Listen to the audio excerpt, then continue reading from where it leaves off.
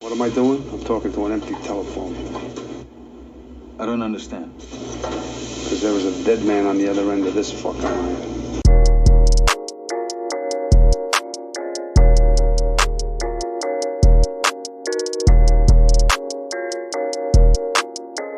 Chuck! Chuck! It's Marvin! Your cousin, Marvin Berry? You know that new sound you're looking for? Well, listen to this! Hello and welcome to Corona Cinema. In these trying times where everything is shut down, including movie theatres, we decided to create our own virtual cinema and screen 4 films each week based around a particular theme. This week is time travel films. Now playing Back to the Future, Looper, About Time, and Star Trek. Live long on podcast. I'm your host, Liam Waite, and I'm joined as always by Ross, Matty, and Mason. Hello. Good evening. All right. And we're going to start with Ross's pick, which is Back to the Future. Marty McFly, a 17-year-old high school student, is accidentally sent 30 years into the past in a time-travelling DeLorean invented by his close friend, the eccentric scientist Doc Brown. Directed by Robert Zemeckis, who co-wrote the screenplay with Bob Gale. This film won the Oscar for Best Sound Effects Editing and was also nominated for its screenplay, sound, and original song. Ross, why'd you pick this film? I love this. I love this film. Like, this is literally one of my favorite films ever. And I know there's like 100 things you could pick from this film, but I don't care. Like, there's 100 coincidences that happen in this film, but like, you just got to enjoy the journey and the experience of this film because it's just so good. Like, I mean, they do quite well to make the kind of time traveling and scientific element not confusing and make the whole thing family friendly, but in a way that anyone of any age can love it. Like, it doesn't spend that long kind of establishing the story or the characters. It just kind of makes it clear from the beginning who your antagonists and protagonists are. And then throughout the rest of the film, it's just never a dull moment.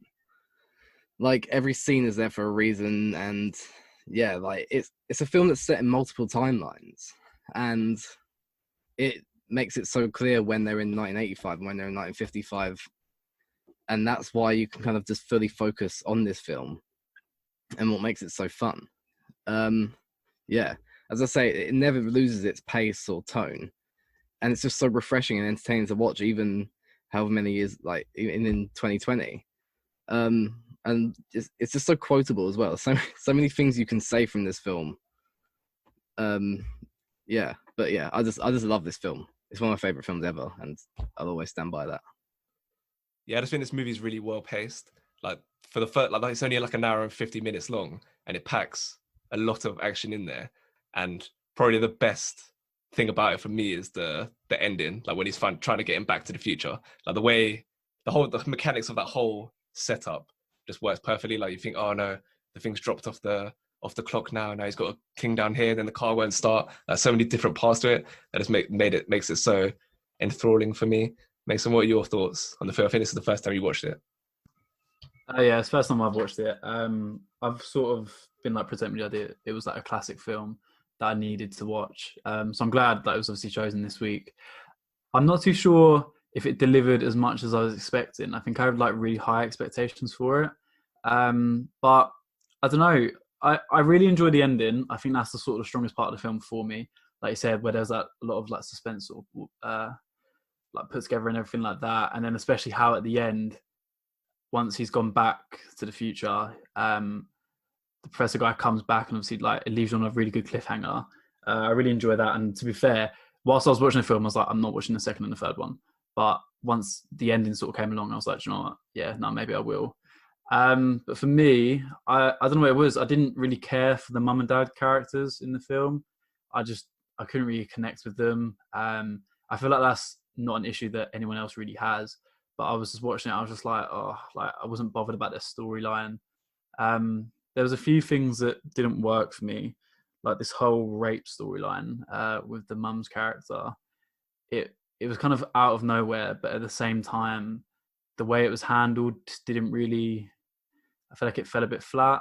Like the way that this character basically almost gets raped by, I forgot his name.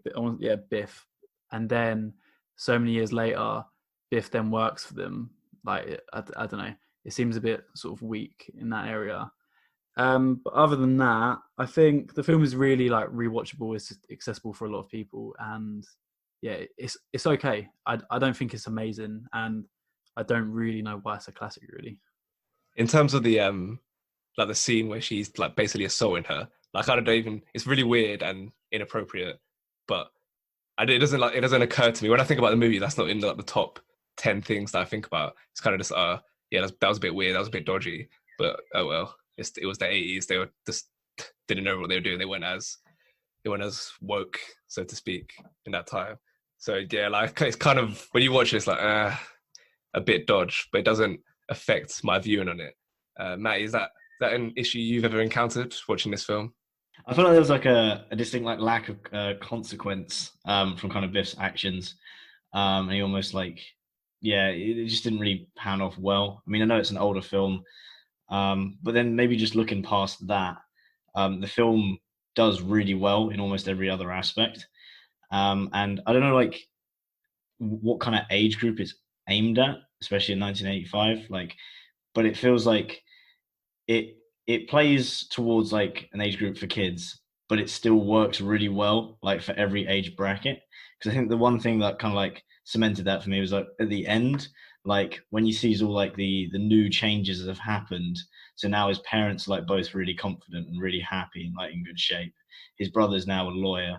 His like girlfriend's like his girlfriend's like well, the girlfriend doesn't change. His sister is a lot happier. And then Biff's like in like working for them rather than the other way around. And then like they open the garage, and he's got like a brand new like car that he always dreamed of. And then you like, oh, okay, this is like it's almost like completely a kid's dream to be Marty McFly. And I wouldn't be surprised at the end of the film if they just was like it was a dream. You know, like when he wakes up from his nap, even that's like almost like slightly hinted at.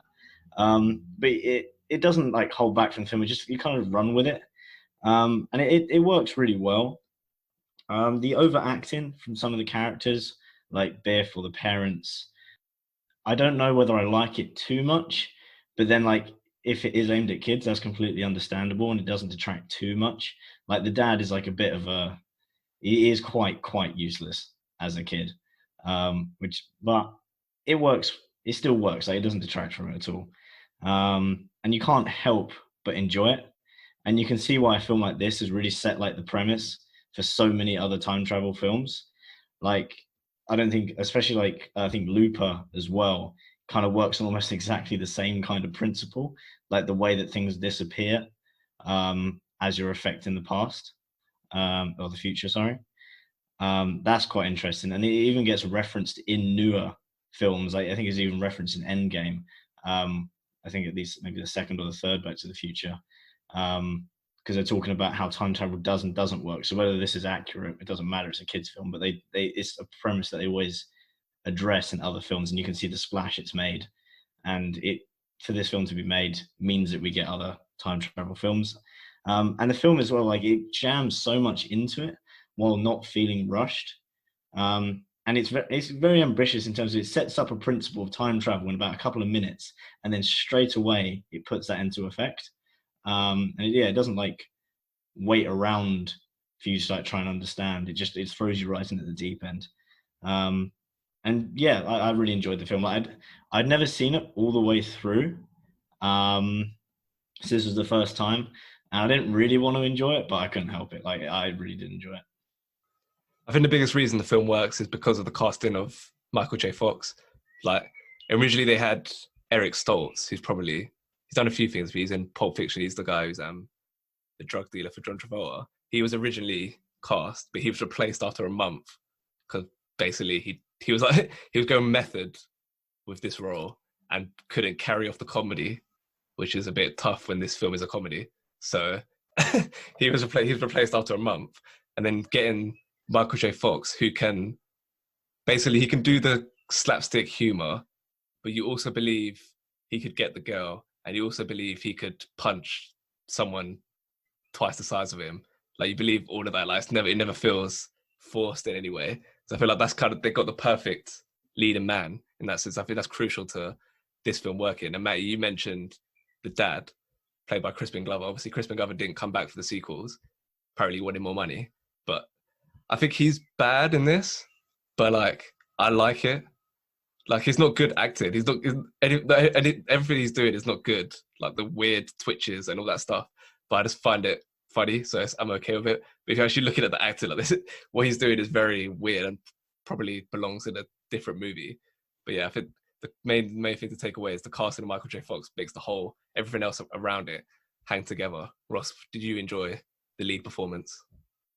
Yeah, like he's so like charismatic, and as you said, you kind of believe that he would punch someone like twice his size, and I think that's makes it so great. And also Christopher Lloyd as Doc as well. They're just such lovable characters, and Christopher Lloyd's he just kind of perfectly pulls off this like crazy doctor, and you believe that he's this crazy like scientist guy.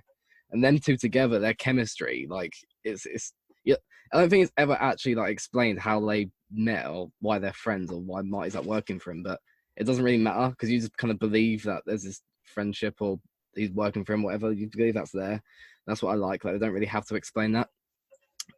But yeah, Michael J. Fox is the lead. You kind of said it really. Like, he does it perfectly, and he pulls off the comedy so well as well.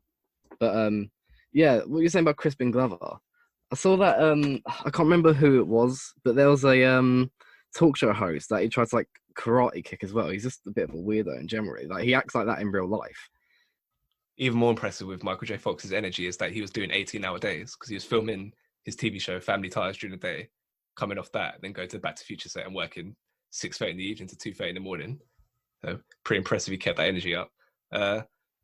Basically, if you got hit by a car and then the guy who hit you brought you into his house and then you woke up in the bedroom of his daughter, would you think that's a bit weird? I mean, yeah, I think a bit weird is a bit of an understatement. Like, especially how they said it happens all the time as well. I was like, I think you need to fix up and change your driving skills or something. But yeah, to be fair, even that, I didn't even pick up on that as like a sort of negative part of the film, to be like, this isn't realistic. What the fuck? I was just like, yeah, whatever. It's like, when's that part set? Like, is it like the 60s or the 50s or something? I'm not too sure. But it does, yeah, even that, like, it's a bit ridiculous, but it's kind of funny. And I think that it just gives this like funny tone to the film, really. But I mean, yeah, if that was me who was waking up in some strange bed after being knocked out by their car, I don't think I'd be chilling around in the house afterwards or having dinner with him as well. It's a bit wild. Another significant plot point is his mum fancying him, essentially, which still is a bit weird. I've kind of gotten used to it now, having watched it a number of times, but it's still a bit out there. Man, what do you make of that plot point? Oh, it's definitely one of them moral dilemma situations, do you, don't you? But yeah, we'll just it's funny. It is funny. And the whole comedic portrayal with Michael J. Fox working all the way through of him just like in a constant state of panic because like everyone's like chasing him all the time works really well. And as Ross said before, the Doc is probably I think he's my favorite casting choice for the entire film. Like, his energy is absolutely brilliant, and he's like just enough level of crazy all the way through. And he's just so quotable all the way through. Yeah, he's probably my favorite character. And I reckon he might be a contender for, in terms of saying the title in the movie. It's the Hall of Fame with this one. Might be the most famous one. Okay, get some ratings. Start with you, Ross. I've put an 8.7. Matty? I gave it an 8, just a solid 8. Mason? Yeah, I done the same as Matty. I gave it an 8. And I gave it an 8.5. Okay, my pick, which is Looper from 2012. In 2074, when the mob wants to get rid of someone, the target is sent into the past, where a hired gun awaits someone like Joe, who one day learns the mob wants to close the loop by sending back Joe's future self for assassination. Written and directed by Rian Johnson, and starring Joseph Gordon-Levitt, Emily Blunt, and Bruce Willis. No Oscar nominations for this film. Yeah, I watched this for the first time earlier this year, and I thought, oh, this is pretty impressive on first watch. And watching it again, it still holds up as a really solid action, sci-fi drama as well in one aspect. And one thing it doesn't make the mistake of doing is trying to explain like the mechanics of the time travel, like inordinately. Like, even old Joe, Bruce Willis's character. He even says when they're in that diner scene, he's like, yeah, forget all the stuff about time travel. Like even it's like a little meta comment. So you don't need to explain every little detail. So you just, these are the rules. This is what you sign up for. Just go with it.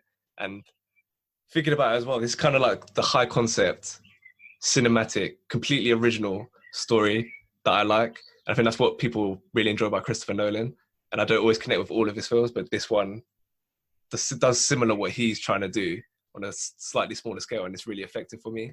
And I like that this film just seamlessly has that emotional edge within like a cool sci-fi film, with that having the closing the loop element.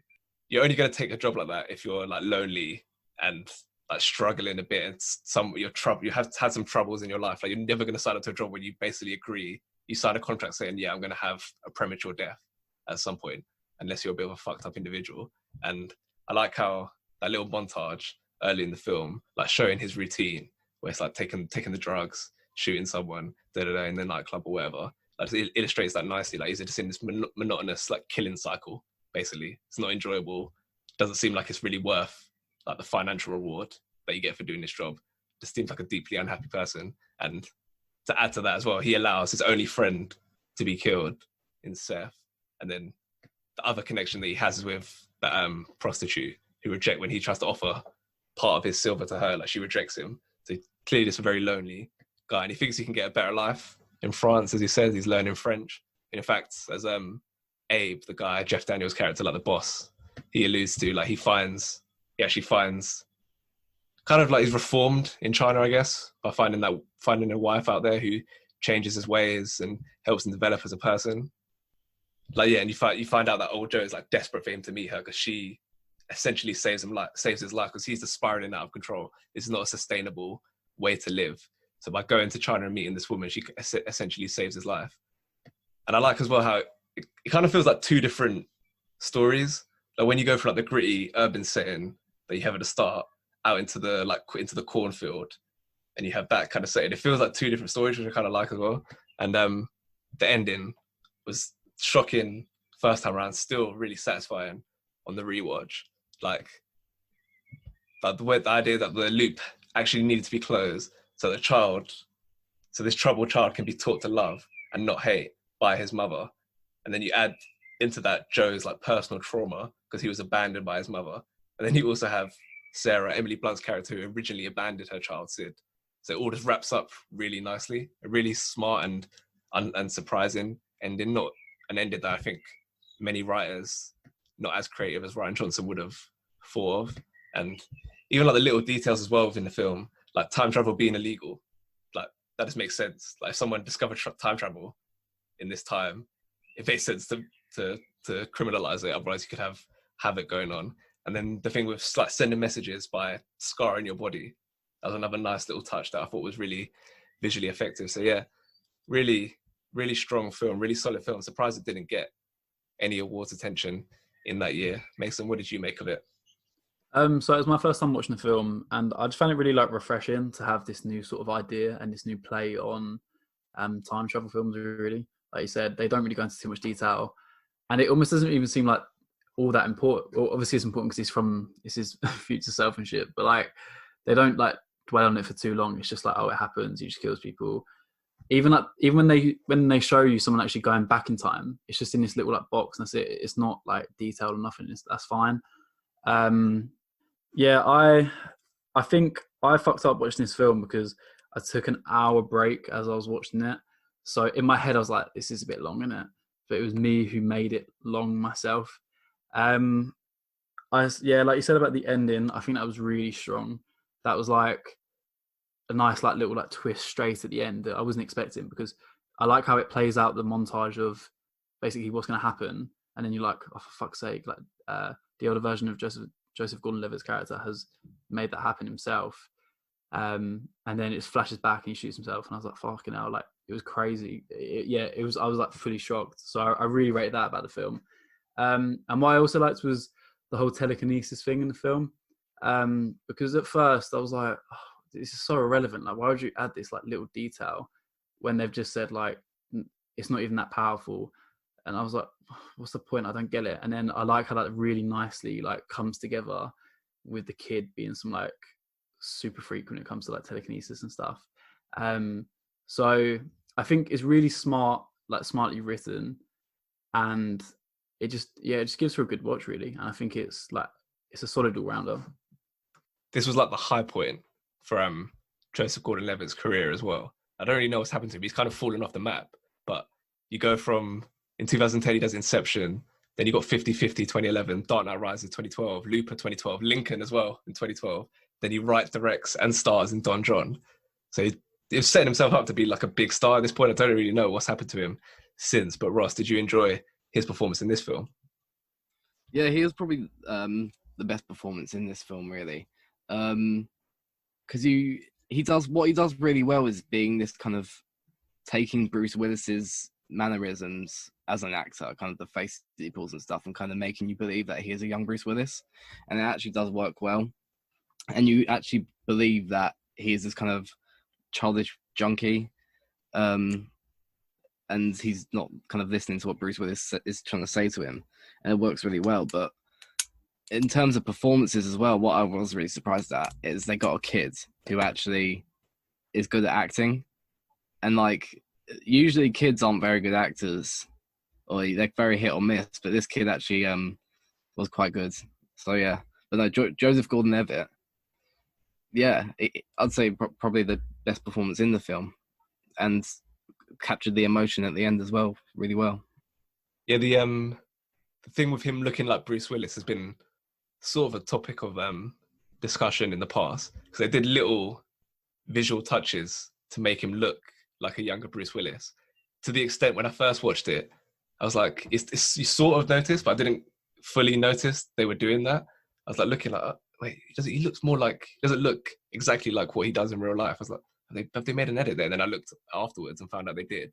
But even aside from the actual technological effects, just the little, like Ross mentioned, the little mannerisms that he does was really reminiscent of Bruce Willis. Like there's little things with his like mouth and stuff that I thought was really effective. But Matty, where do you stand on the idea that they didn't need to include the visual touches? They could have just left him to try, because it's not completely unreasonable that he could be a younger Bruce Willis without the visual effects. But did you think they were necessary? I don't think they were necessary, but I'm glad that they did, because it was done really well. I think at the time I thought, I still don't know now, I tried looking it up, I think they used mostly makeup, like 3 hours of makeup, because they messed with his lips and his eyebrows and then the bridge of his nose a bit to give him like, because his lips are really distinct. Bruce Willis has got really weird lips. So that's sort of the main thing they went for. And I think it definitely adds to the character. And when I was first watching it, I was thinking, that is Joseph Gordon-Levitt. Wait, is it? Oh, I couldn't put my finger on it, because like they had changed him enough. But no, I think they did it really well. In terms of the film, really good. Did not expect this film to be, because I've heard of it and I just thought it was just another kind of like similar to like Jumper with like Hayden Christensen. Like I thought it was just like, yeah, just kind of like some shoddy sci-fi just film. But it actually went beyond that. Like all of like the setting, the design, the visuals, like it's like a solid dystopian kind of like sci-fi film. None of it's too unbelievable, and you see enough of like the poverty in the world that you would understand why his character would take a job like that. Like at countless times you see like really malnutritioned like kids and people shooting each other in like the streets all over the place, and it works really, really well. And I really like stories like this that are small scale plots. They're not like end of the world kind of things. They're literally just struggles between a handful of characters. I think these work really, really well. Like an example, like I'd say maybe, I don't know, some of the X-Men films, like some of my favorite X-Men films are the ones which are small scale struggles. Like I prefer Wolverine Origins to Apocalypse. Apocalypse did really badly, just because you just kind of get lost in grand scheme of things. And I think as well, Ross touched on this as well, the kid that they used, he's not dumb. Like they actually write intelligently for the character, and that works really well, not dumbing it down. And also the character dynamic between Levitt and Willis works really well. How he just won't listen to himself, And you think he's being stupid because he's not listening to himself. And then you see what Willis is trying to do. He's trying to kill 3 innocent kids because he knows that one of them has a chance of ruining his life in the future. You kind of get to understand that, yeah, Levitt is not a nice guy and he's an addict and he's being selfish, but then so is Willis. And then you even see this when Levitt tells him, oh, just next time you see, oh, show me the picture and I'll walk away when I see her. But he doesn't want to give her up. So he's also being really selfish and putting this woman that he loves in danger as well. So it's like no one's really right in this story. Yeah, and the ending as well is excellent because all the way through the story, they've already set up all the different aspects. Like the weapon that Levitt uses is a blunderbuss, so he can't shoot anyone more than 15 strides away. And then Willis already has a pistol that's been shown to be really accurate. So like you like just by assessing the scene within a couple of seconds, you understand like Levitt can't do anything and Willis is already going to do what he's going to do. It's like set in stone now. And then when he just turns the gun on himself, it is brilliant. I think it's probably one of my favorite sci-fi moments now of any film. It just works really well. Yeah, it's interesting because you can take away different things from the ending because ultimately the kid could still easily grow up to be the Rainmaker. Like we don't know. So he could end up being this dastardly villain that he's being made out to be by old Joe. But at the same time, he could, by having Emily Blunt's character, Sarah, having her like tend to him and be a caring mother, that could set him on the right path that he might not have otherwise been on. So it's really, really interesting ending. It's like the different ways you can look at it. And then talking about Emily Blunt, I thought she was, like Ross said, Joseph Gordon-Levitt was the best in this film. I thought she stood out for me personally. Like just the emotion that she's able to pull off with that character, seamless American accent as well, an American like Southern accent, all just worked really nicely for me. Mason, what do you make of her performance? Yeah, I mean, I hadn't looked at like the IMDb page or watched the trailer for this film, so it was like a nice surprise to see her in this film, really. And I feel like I've seen like a few performances from Emily Blunt, and she always delivers like sort of like a side role. But in this one, she really like takes charge when she's in the film, and like you said, I think she just does a really good job. I think she really stood out to me, especially like this week, considering all the films, just with the performance she gives. And even like at that end scene where it's very like dramatized, where the kid's like going crazy, like just before the twist, that scene when she's like able to break through to him, it's just so strong. And I think, yeah, I can't really even think of a part in the film where her acting like ability sort of like dips or anything. I think she's solid throughout this whole film, really. And it's really nice just to see her continue to kind of deliver like good performances, really, in all the films that I've seen her in. Yeah, like how she's able to convey a sense of strength when, like even when Joe first turns up the house, she's straight out there with a gun saying, "We didn't get off my property, da da da." Like she's able to convey that strength whilst also being vulnerable and really concerned for her kid. And that scene where, the first time I watched the scene, I kind of forgot. That's another thing. I kind of forgot about the psychic elements within this film because it doesn't come up for a while after the initial thing at the start. So when the kid has that like tantrum, I thought, oh, he's just having a tantrum. Like that's it. It's like, oh fuck, this is like when a kid has a tantrum, like his peak, like you would just want to go into a safe and lock yourself away and wait for him to calm down, even if you didn't have powers or not. but in that scene, like, you could just see like the anguish in her face, like, oh my, what am I actually supposed to do with a kid who's gonna erupt like this? I think apart from the ending, my favorite part of this entire film is the opening. When you just see him standing there practicing French in a field in the middle of the night with a gun pointed at a tarpaulin, just checking his watch. I think it does it for about a minute. And then there's a loud crack, a dude appears, he shoots him through the chest and it cuts to black. It leaves you with literally so many questions. And I was literally hooked straight away, going straight into the film. And yeah, I think that is probably the smartest thing the director did for the whole film, apart from the ending. One thing I did not like about this film was what's his name? Kid Blue.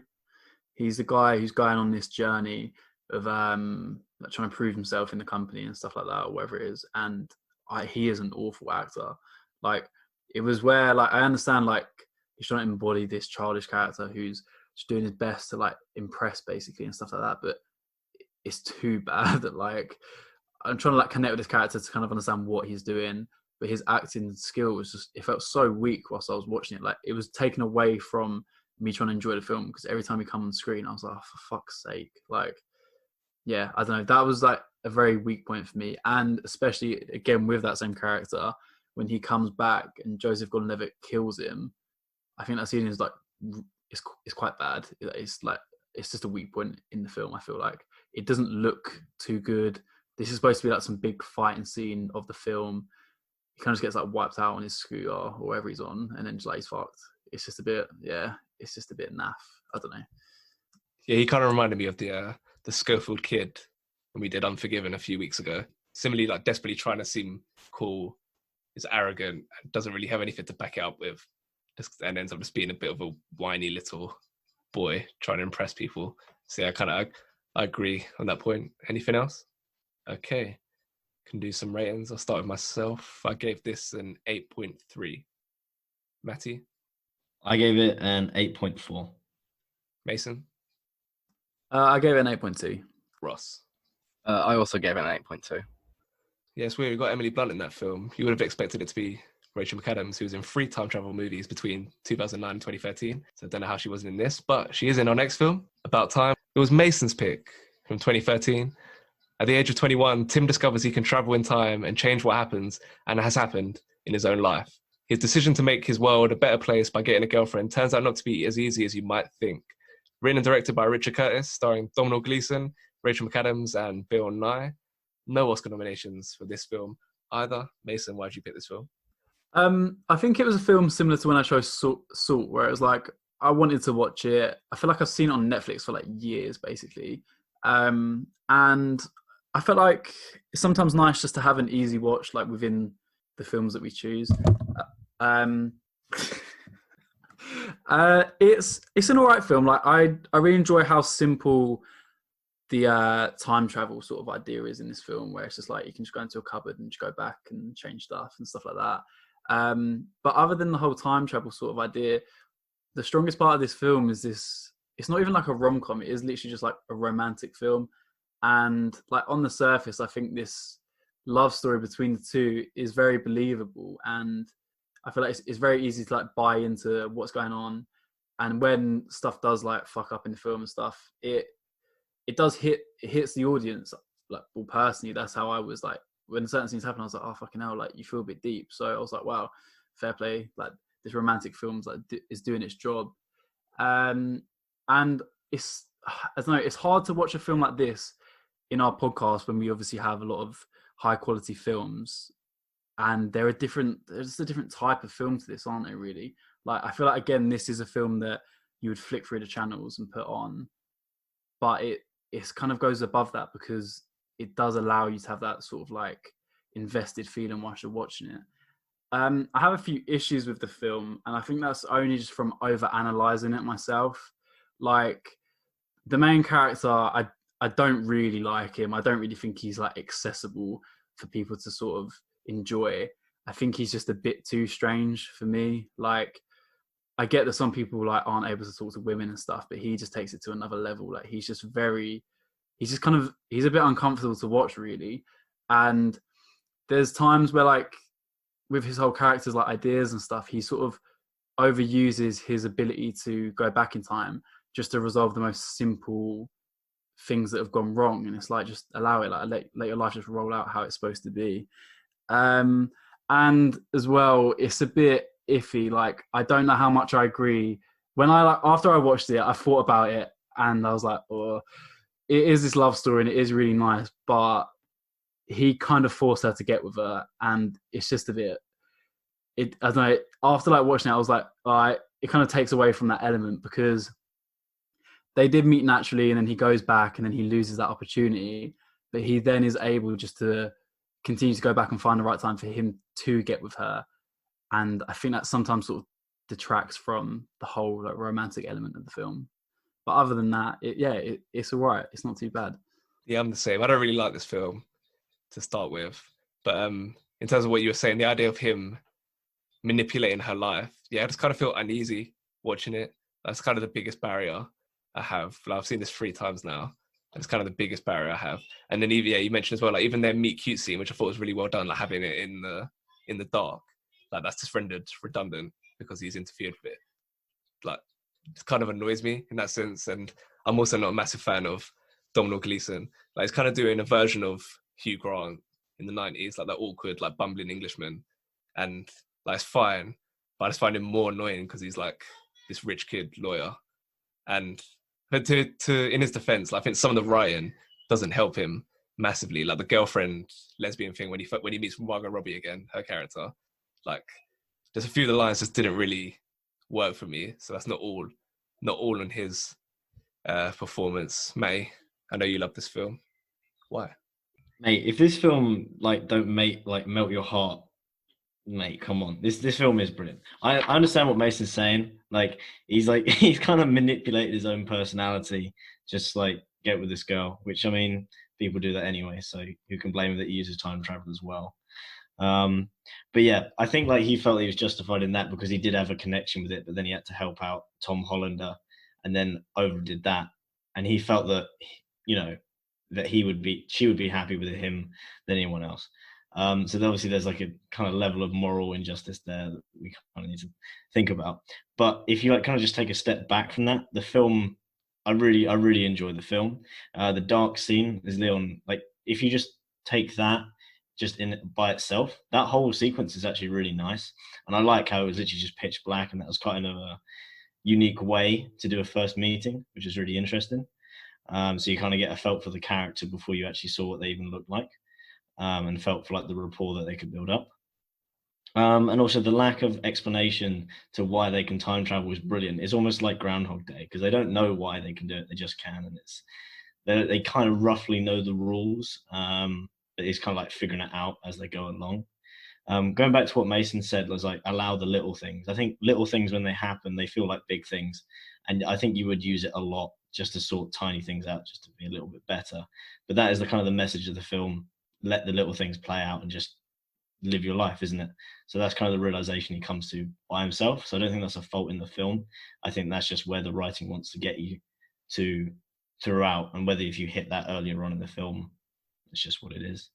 I really enjoy Tom Hollander. I think he's the most relatable character in the whole film. He's just so depressed all the time. It's brilliant. And the way he's just really like just negative about everything, but he still does these small acts of kindness. Like he just gives some other woman his umbrella and just walks off in the rain because he hates himself. He'd just rather get soaked. It's brilliant. And Domhnall Gleeson as well. Like he's funny because he's relatable. He's not like the typical macho kind of like get the girl kind of guy. He feels like he's like falling short in that area. That's why he feels like he has to use the time travel all the time. And being like timid and awkward, and I just find him funny to watch in the way he reacts to like everyday life. But yeah, I just really enjoy the whole film. And then also what's his name, Bill Nighy is brilliant at playing a dad in this film, and the whole story arc with the cancer and then not being able to see his dad again, having to make that moral choice once his kid is born, also is quite heartfelt. And he's having to deal with things that everyone else would have to deal with. So he's just having to be thankful for the stuff that time travel does let him do. Then another small kind of like loop in the film is Kit Kat, her cycle. So he feels like he can just help her on the right path, so she doesn't have to have any development. She just goes on the right path and she'll be fine. And he can't do this. He has to, as even Rachel McAdams says throughout the film, she has to figure it out by herself. She has to have that car crash or the bad relationship so that she has that wake up call, so that she can actually actively change her ways, because the change needs to be intrinsic. And that's also another strong message that you might not even pick up the first time through, or at least not something that stays with you once the film's finished, but something I really enjoyed to watch.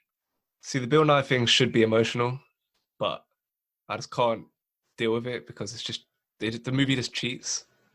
Like it sets out rules for the time travel. Like women can't go back. Breaks that rule, just does it anyway. You can't go back before the birth of your children. But it's like, oh no, we can just do it once. It's fine. Like even Bill Nye says, we can just break the walls. It should be fine. But like that's just like it's just not good writing. I don't find, so it kind of just undermine everything about the film. Anything that I like about it is undermined by the way it either breaks its rules or fundamentally the central relationship is just based on lies, essentially. And even by the end, he still hasn't even told her that this is all, he was a time traveler. Like, he's told his sister, but hasn't told her. So I just find it hard to access it. Ross, what do you make of the film? Yeah, I think at one point, well, obviously he goes back to see him for the last time, and then they go back to when he was a kid, but he already told him earlier you can't go back before your children is born, otherwise they look different. But then they went back to when he was like a kid, so I don't know how that kind of confused me there. But I don't know. I tend to kind of just look over that kind of thing because I think the film in general is so like tear-jerking and emotional. Like, it's really just such like a cute film. I really love it, and as Matty said earlier, it's like this lead, Donald Gleason. He's not Ryan Gosling or Channing Tatum, who you normally get in a rom-com. He's just kind of awkward, and that's what I like about it. But yeah, I mean, it pulls on all the right heartstrings, but then I think when you think back to the film, you're like, hang on, they've made up rules and then they've broken it. Like, but in contrast to that, I think what they kind of know they can time travel, but they don't really know the rules, which if you discovered you could time travel would probably be the case. You don't really know what's going to change or whatnot. My final negative is this is my least favorite Rachel McAdams performance. Like, usually it's either serious dramatic role like in Spotlight or in like a teenage rom-com or any kind of rom-com really, but she's got more of an edge, more of a playful sense of humor, which I just didn't find. I just didn't think she was given enough to do really in this film. She was just kind of a pawn in Domhnall Gleeson's game. Mason, what do you make of her performance? It just wasn't very stand out, really. It's just like she's kind of enclosed in this character who is edgy, and she sort of like, you know, takes her ages to wake up out of bed and shit like that. Like, she's not really given much range, and I don't know if that's because of like the writing that she wasn't able to, or if I don't know, because I've seen films similar where you have these like introverted characters and stuff like that, and she, I don't know, she wasn't as lovable as I wanted her to be. I think I much prefer her to the male lead. I don't know his name. I think she does a much better job at sort of pulling it at the audience and stuff like that, at the heartstrings. I think she offers him sort of that insight a lot of the time, and I think that does work. But it's nothing to shout about. I don't really think her performance, but I don't think that's because of her. I think that is just solely due to the character she was given to play. I do like Kit Kat though. No, not a massive character. Not even a particularly popular actress, which I thought maybe she could have done a bit more with her career. She's actually in the universe of the next film we're going to talk about. She was in Star Trek Beyond a few years ago. Yeah, that's the actress Lydia Wilson. I thought she was quite fun, quite peppy. May, did you think her performance stood out in any way? I think it was one of the more challenging roles to be given, because you got to play someone completely off the walls and yet somehow be not necessarily accessible but believable as a person. And I think she did that really, really well. Just like tiny little things, like when it starts raining and they'll put the umbrellas up, she's just sat there like letting all of it just get like letting the rain fall over her. And throughout the film, just lots and lots of little things, like just the little mannerisms. I think the one thing this film does well is just capture the mannerisms of each little person. One of the nice things is like Bill Nye always commentates like it's a sport whenever his kids are doing something. And then in the later scenes of the film, you catch Domhnall Gleeson commentating on his daughter when she's like walking to school or something, like it was a sport. Just tiny, like you could miss them, but little bits of the writing. I agree there are kind of big faults in the writing all over that we've already picked up, but every now and then like they do work out quite nicely. Ross, if you had the ability to travel back in time in the manner that they do in this film, what would you do? I think that's a really hard question just off the top of my head to think, but like, you know, Bill Nye said he just read every book ever. I think I'd just start watching films earlier on, just watch as many, because I didn't even start watching films like that long ago, really.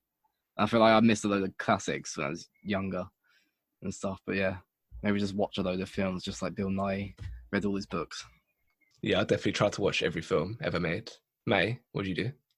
I think I do all the same things I do now, but do them a lot better. You know, like if you had work to do, you do all the work that you needed to do as to the best of your ability. Then you start the day again, and then do whatever you wanted to do, and just try like all the things that you end up doing. Just try and being the best at those things.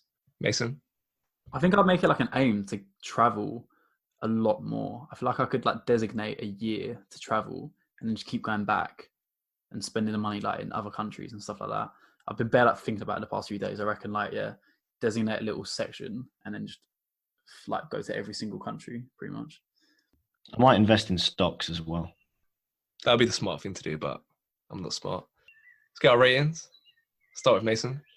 I think it's a simple film. I love how it has like this like narration. It just gives you these little like heartwarming messages that do sort of stick with you, with like what's to do with love and stuff like that. But I gave it a 7.5. Ross? Yeah, I really like this film. Probably one of my favorite rom-coms. Really, I gave it an 8. Matty? I gave it a 7.8. I gave it a 6.8. Okay, moving on to Matty's pick, which is Star Trek from 2009. The brash James T. Kirk tries to live up to his father's legacy, with Mr. Spock keeping him in check as a vengeful Romulan from the future creates black holes to destroy the Federation, one planet at a time. Directed by J.J. Abrams and co-written by Roberto Orci and Alex Kurtzman, starring Chris Pine, Zachary Quinto, Zoe Saldana, Leonard Nimoy, and many more familiar faces, including Winona Ryder for some reason. Won Best Makeup Oscar and was nominated for sound mixing, sound editing, and visual effects. Matty, why did you pick this film? Okay, so I actually wanted to pick 2 films from this list before this one. I wanted to pick Looper and About Time. And then when I was left with the other time travel films, there are quite a few out there. Like Avengers Endgame came to mind, as well as Days of Future Past as well, and just lots of franchise ones. But I think if anyone had to be picked, I think the Star Trek 2009 film would have to be the top of the list, just because of what it aimed to do was very ambitious. It aimed to like rekindle a Star Trek franchise with an all-new cast for something that's deemed almost completely nerdy and quite unpopular, except from by unpopular people. And it did it in such a way that I think not a lot of people can really help but like these films. It had a modest budget. It was 150 million and it made 385. So it wasn't like stellar.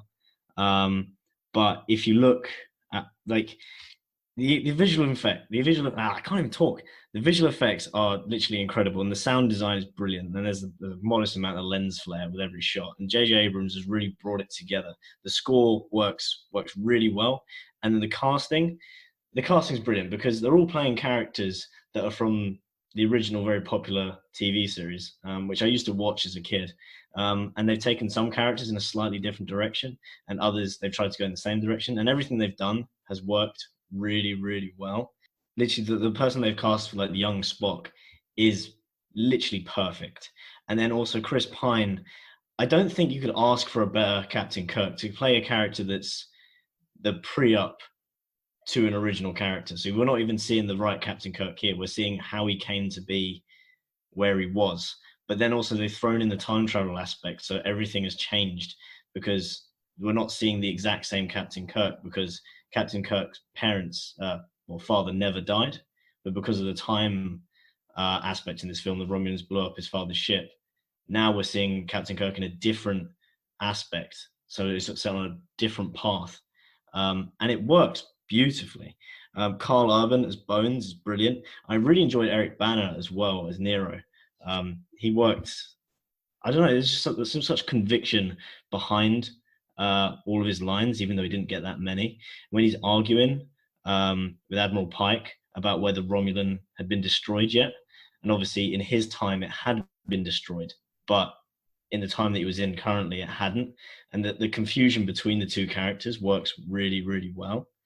And I also liked how they included just enough setting for both Spock and Kirk's childhood to show there's enough conflict in their characters. Obviously, Kirk like shunning what he was supposed to be in terms of what his father wanted him to do, and then also Spock not really being wanted by any human because he was half Vulcan, and not wanted by any Vulcan because he was half human as well.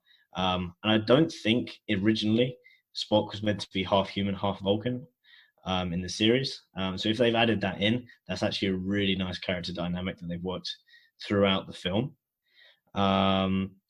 Because the way he has to struggle with his emotions, but he's not supposed to be struggling with his emotions.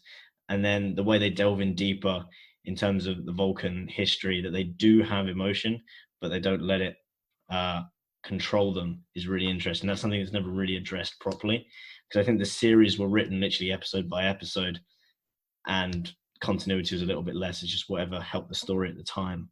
But I think the sequels are less strong, but this as a standalone is literally stunning. And I can't really fault it. Another one of my favorite characters is Simon Pegg as Scotty. He gets so few lines in this film, which is a shame, which makes the next two even better because he gets a lot more. But he's taken the character in a slightly different direction, and it's just the comedic value is perfect.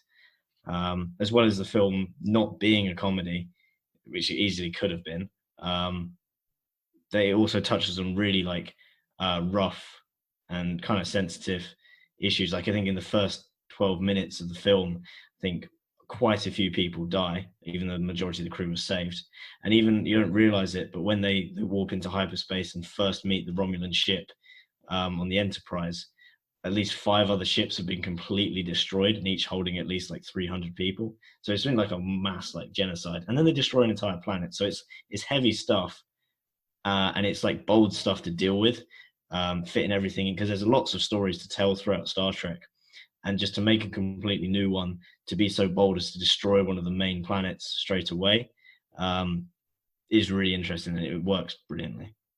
Yeah, I really like some of the stuff with the camera in this film, like the way it's always like slanted.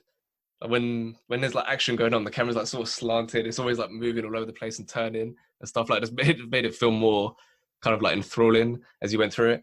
And it's interesting because I have absolutely no relationship to this franchise outside. I've ever seen Into Darkness, like I've ever seen it once. I don't remember it, but other than of those 2 modern films, I have no relationship to any of the old films, any of the TV series. I'm vaguely aware of the characters just from pop culture, but it's interesting to watch it through that lens. Was that something that was interesting for you, Mason? Not really having a relationship to everything else in the franchise? Yeah, like Matty said, it's always been classed as this really like nerdy film, and I literally thought I was like better than the people who watched it. I was like, they're in like a different league. Like I was like, that like this is way before I'd seen like Star Wars, even any like Lord of the Rings. Like I had Star Wars and Lord of the Rings as like nerdy, but Star Trek was just on its own league, like right at the top. It's just like, no, I don't know how you can watch that. So when it comes to watching this film, I was like, oh, for fuck's sake, like I'm gonna have to watch this film or like not enjoy it. Like it's not for me. It's not tailored for me. And then the first note I wrote was, I hate myself for really enjoying this film, because I literally watched it and I was like, I want to hate it. Like I don't want to enjoy this. Like it's called Star Trek, for fuck's sake. But yeah, no, I was actually really surprised. It's just a good like space film, really, and it has a lot of action in it. It almost gave me similar vibes to watching a like an Avengers film, but obviously for a genuine fan of the series, it would have that feeling like even more so for them. But I could see like the weight of this film as I was watching it, and it does feel very high budget. And yeah, it's definitely a film that I sort of wish I had seen at the cinema to get a better experience with it, because watching it on like a small TV, it really doesn't do it justice, I don't think, because like the sound along with like the fight scenes and everything like that, I think they would have been played out so much better if I had watched them in the cinema. A couple of things that I don't like about it. I'm not a massive action guy, Like, I still enjoy certain action films, but it's not like my like biggest preference. But in this film, there's so much cutting with the action. Like when they're fighting and stuff, like it's just cut here, cut there. You can't just see it all play out, which is what I find most annoying in certain action films. Like you can't actually, it's hard to follow what's actually going on because it's just constantly cutting here and there. And although the like the development, like the central relationship between Kirk and Spock was like kind of nice, and each of like the supporting cast, they each got like a little memorable bit, and they're all really well cast, as Matty said. I thought there could have been like some more dialogue scenes rather than like all action for the whole film. I thought just to get a better understanding of everyone's like motivation and stuff. Like even if you have to add 20 minutes, like whatever, Avengers are 3 hours long. You could make this 2.5 hours, and I reckon it would still make similar money. It just felt some bits just needed a bit more like explaining. I thought like, you can obviously understand like what's going on, but just a bit more dialogue here and there. I don't know. Obviously, this is ultimately a big franchise set in space, so most people probably would prefer it to just be all action before. Like could have had a bit more here and there. Ross, is that a feeling that you can relate to at all? Yeah, I see what you mean. Like they could have done more dialogue scenes, but I think what the aim of the film was, in a way, was to kind of develop this relationship between Spock and Kirk, and I think they do that really well. Like it kind of just goes straight from the bottom of them growing up. Kind of, it shows enough of their kind of childhood for it to kind of give you information, but not be boring. But then it really well develops this dynamic and sets up this friendship between Kirk and Spock, which I like. And I think in that sense, it has enough dialogue and they get enough screen time together for that to work. Yeah, it's kind of interesting because Spock, from the film, you understand that he's got this logical Vulcan side to him, and then he's got his like human emotions and how they clash. And I found that really interesting in his character. And I like how they make Kirk really likable. Maybe they didn't want to throw too much kind of dialogue in there because it is kind of like trying to make it for everyone kind of thing, because like we love films, so we kind of find that more interesting. But to kind of an avid action film watcher, they probably just want to see a load of action. But yeah, but I think it's kind of I reckon it's made for people like me and you who haven't seen any of the old ones and have kind of been introduced to this new idea. And in doing that, it works really well. Yeah, Matty's touched on it, like the job that J.J. Abrams had. And you've said that as well, Russ. Like, he needed to make this accessible to a wider audience, not just for Trekkies. And it's pretty mad, like, what he did with Star Trek 2009 and then, like, reigniting Star Wars in 2015. Like, pretty mad what he got accomplished in 2 franchises, 2 successful films that were pretty accessible to everyone. And I think what makes this like more watchable. Like I say, I haven't got a relationship to the rest of the stuff associated to Star Trek, but I did like catch, like at my nan's growing up, my uncle would have the series. I can't remember what it's called. The series with Patrick Stewart, Jean-Luc Picard, and all that. So I saw like bits in here and there. I was never really following what was going on, but I saw bits in here and there, and it was more formal in a sense, and a bit more, as you like nerdy. I prefer a better word, but nerdy basically. Whereas you have Captain Kirk in this, who's like. He's got a bit more charisma. He's a ladies' man. It kind of just fits a modern environment. Mason, is that something you thought that made it more accessible to you? Yeah, I mean, like we said, 3 of us here like haven't really watched it or anything like that before, and yet we was able to enjoy the film. And that's got to be down to the characters. Like, it was a note I wrote that all of the characters, or most of them, I did enjoy on the screen. And for me, like literally, I think the only thing I knew about Star Trek was Spock, and that genuinely knew that was it. I didn't know anything surrounding it. And I feel like I know enough to where I'd want to watch another Star Trek film. So it's definitely that sort of gateway into a series, like you said. You don't want to say nerdy because it has like negative connotations, really, like in this sense. But it opens the door to people who would have originally written it off, that they don't feel like this, not shame, but you know what I mean, like this sort of like embarrassment of enjoying such like an all-rounder film, really. And I think, like you said, it's got to be a credit to the characters chosen. And then, like you said about there not being as much dialogue, there could have been some to sort of develop it more for an audience who was joining into this franchise now. But I feel like if it went into too much detail, I would have probably lost focus a bit. I'd have been like, are they going on about something I don't understand? What's the point? Like, how am I ever going to like enjoy this film? But like Ross said, it's just sort of an action film, and it does that job really. One character I don't like though is the medic. I think he's called Bones or something. I don't think he's well written. I think he's just like an annoyance on the screen, and he was the one thing that detracted from the film for me. And I was like, oh, maybe this is the vibe of people who enjoy Star Trek. And yeah, that's when I was a bit like taken back. I don't know. I kind of liked him. Like, I thought he had to deliver those quotes that even I'm aware of as somebody who's not a Star Trek fan. Like the thing about I'm a doctor, not a physicist or something. And he had a few lines like that where it's kind of, they're really famous, but could be kind of cringy. But I thought he made it work in a way. And I really enjoyed Zoe Saldana in this.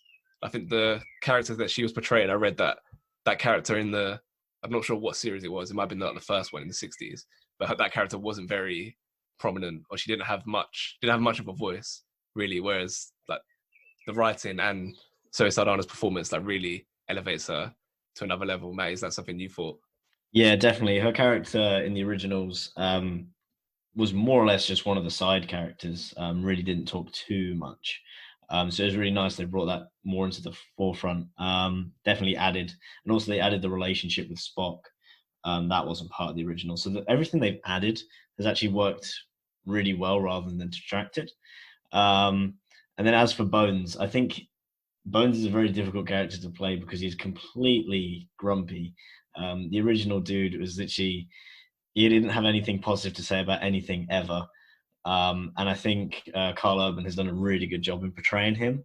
And he does work to be there for comedic relief a lot, even though Jim Kirk by himself is quite funny just to watch. One thing I didn't really enjoy either about the film was the villain. It felt very like generic to me, this sort of space villain, and it didn't seem too developed. And I feel like in like a modern day sense, when we have like villains like Thanos who are so memorable and stuff like that, this person, like, I don't even know what then like his name was, or like I understand what he was fighting for and everything like that, but I didn't sort of sympathize with him or anything. I couldn't really connect with him, and I was just a bit like, it wasn't developed. It was sort of just placed there, and there was nothing memorable or unique about that, really, I don't think. Yeah, I don't think he's based off anyone particular. But I think his actions are understandable, even if they are a bit psychopathic.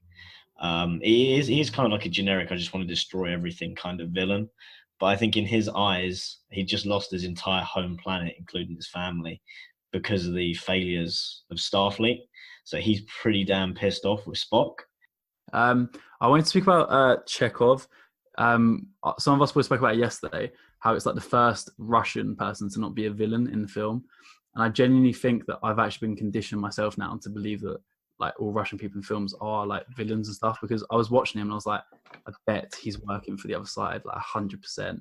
And I was like, fuck, like the American films have worked for me.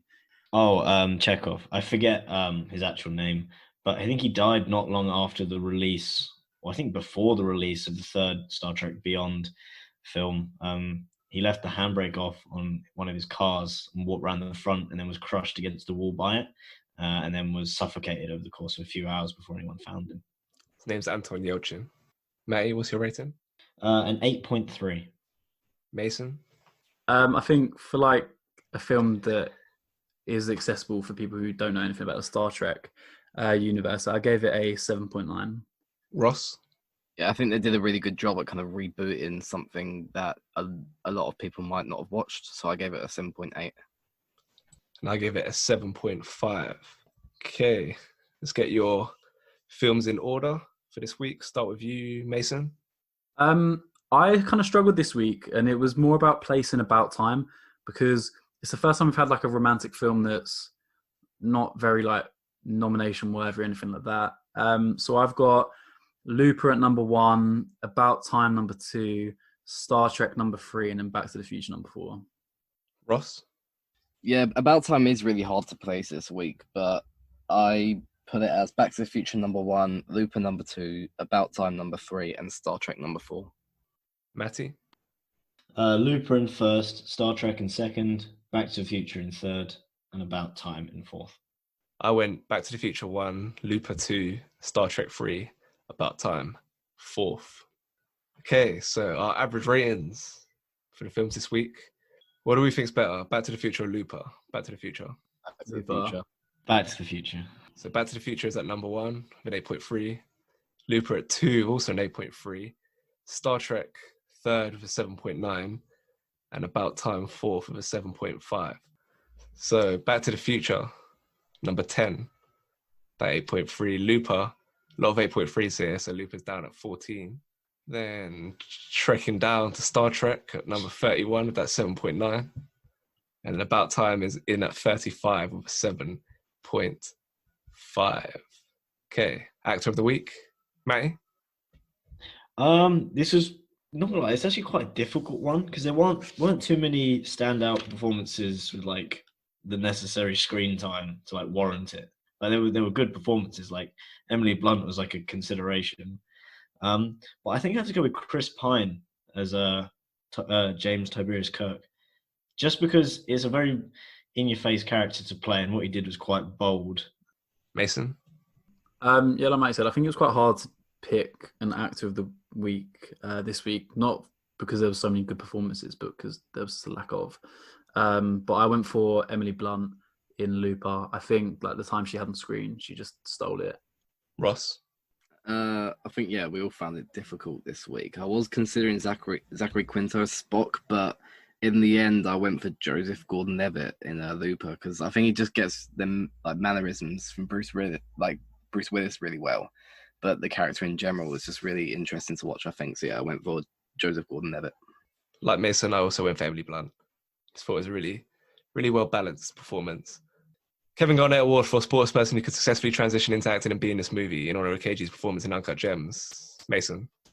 Yeah, I've gone back to just picking people from the Spurs team again. I've went for Oliver Skipp to replace Will Merrick, the kid who's Aloe from Skins. I feel like they just have like similar looking faces, and I was just like, lol, creasing. Okay, fair. I reckon he can do like a similar performance in that. It's literally just solely based on looks. Oliver Skipp of Welling Garden City. May? I would like to replace Cupcake from Star Trek. You know, the dude that beats him up in the bar, and then later captures him on the engineering deck with how the fuck do you say this? Alan Jones, the Welsh rugby captain player. Just because I saw him today, so he's fresh in my mind. Ross? I changed Biff from Back to the Future, and I thought I just need a real prick to put in there. So I went for, if any football fan knows him, Pepe, the Portuguese and ex-Real Madrid centre-back. He's just a massive prick, so I thought I'd just throw him in there in exchange for Biff. Yeah, I went for Jeff Daniels' character, Abe. The guy's been sent back from the future in Looper to kind of run the criminal underworld. So for someone who looks like they should be from the future, he's been brought back. So I went for Erling Haaland because he's a bit of a robot. Yeah, I wish this was a Pop Vinyl Award. Ross, what have you got? There's already loads of Back to the Future pop ones about, and I literally have a Doc and Mighty one, so I had to go for a different film. And I went for Looper, Bruce Willis. Like when he first appears with like the cloak over him, I thought that one was pretty cool. So yeah, I went for that. I also went for Looper, but with Sarah, Emily Blunt's character, with the axe when she's hammering down on that stump. Okay, that wraps it up for this week. Be sure to follow us on Twitter at Corona Cinema and check out our website, coronacinemapodcast.wordpress.com, where our terrible opinions live in written form. We're on Spotify, Google, Stitcher, all the popular podcast apps. Next week, movies about musicians. Star is Born, Judy, Walk the Line, and Crazy Heart. Until then, go well. Cheers. Cheers. George Waddle. George Wardle. He went to Monk's Walk. I don't know if he did. You've not met him? You've not met him? Felicia Dixon, she went to Monk's Walk. Oh, yeah. Oliver Skipp went to Monk's Walk.